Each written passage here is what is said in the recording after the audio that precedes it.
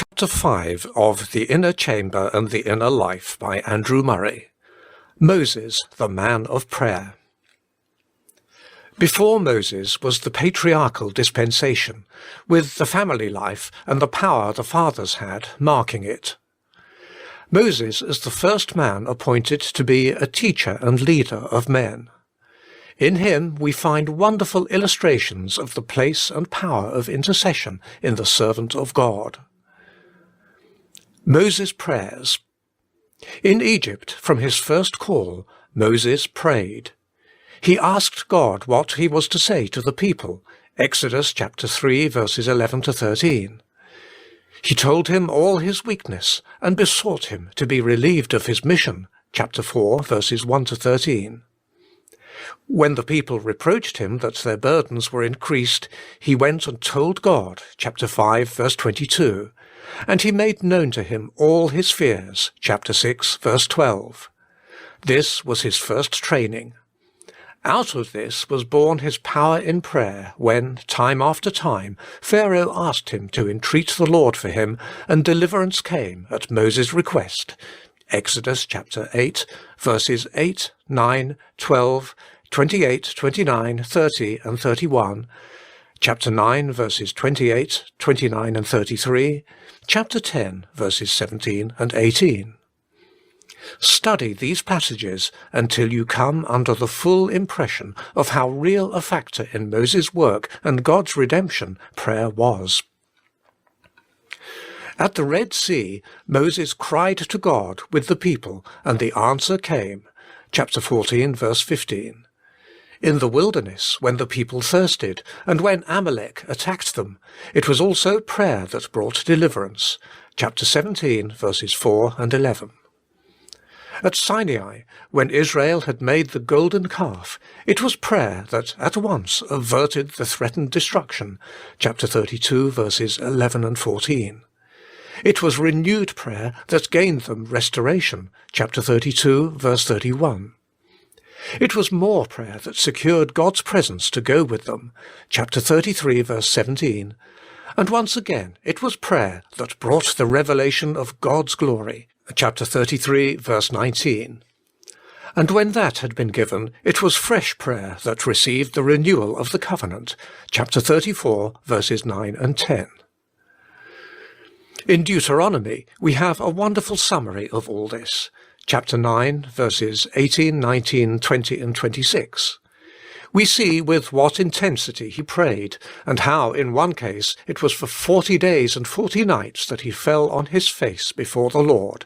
Chapter 9, verse 25, chapter 10, verse 10. In Numbers, we read of Moses' prayer quenching the fire of the Lord, chapter 11, verse 12, and obtaining the supply of meat, chapter 11, verses 2 and 11. Of prayer healing Miriam, chapter 12, verse 13.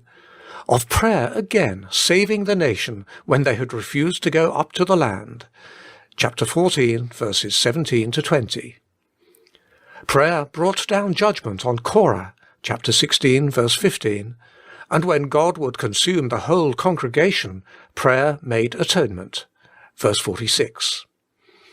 Prayer brought water out of the rock, chapter 20, verse 6, and in answer to prayer the brazen serpent was given, chapter 21, verse 7. To prayer God's will was made known in a case of difficulty, chapter 27, verse 5, and Joshua given as Moses' successor, verse 16. Study all this until your whole heart is filled with the thought of the part prayer must play, may play, in the life of a man who would be God's servant to his fellow men. As we study, the parts will unite into a living whole, and Moses will be to us a living model for our prayer life. We shall learn what is needed to be an intercessor. The lessons that will come to us will be such as these. I see Moses was a man given up to God, zealous, yea, jealous for God, for his honour and will. A man, too, absolutely given up to his people, ready to sacrifice himself if they may be saved.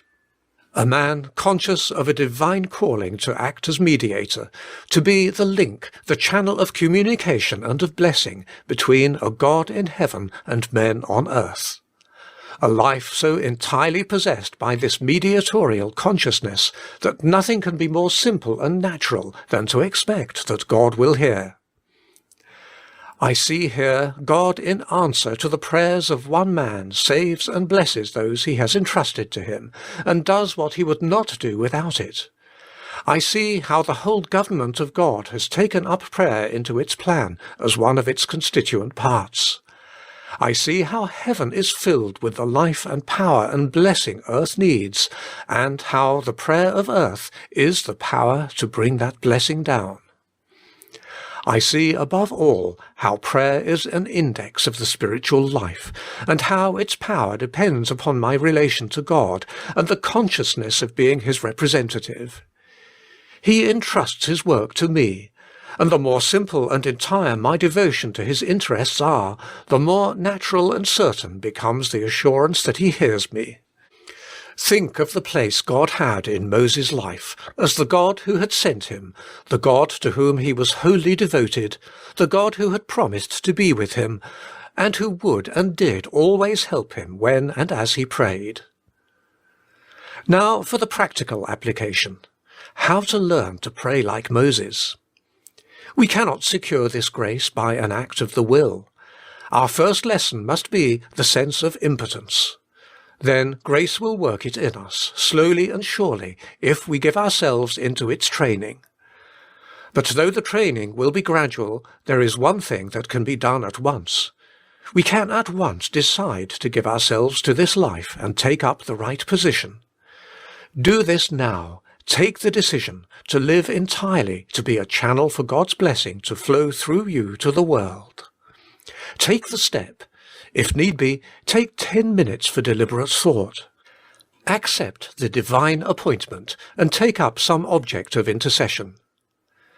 Take time, say a week, and get firm hold of the elementary truths Moses' example teaches. As a music teacher insists upon practicing the scales, only practice makes perfect, set yourself to learn thoroughly and to apply the needed first lessons. God seeks men through whom He can bless the world. Say definitely, "Here am I will give my life to this." Cultivate large faith in the simple truth, God hears prayer, God will do what I ask. Give yourself as wholly to men as to God, and set your eyes open to a sense of the need of a perishing world. Take up your position in Christ and in the power which His name and life and Spirit give you, and go on practicing definite intercession. End of chapter 5.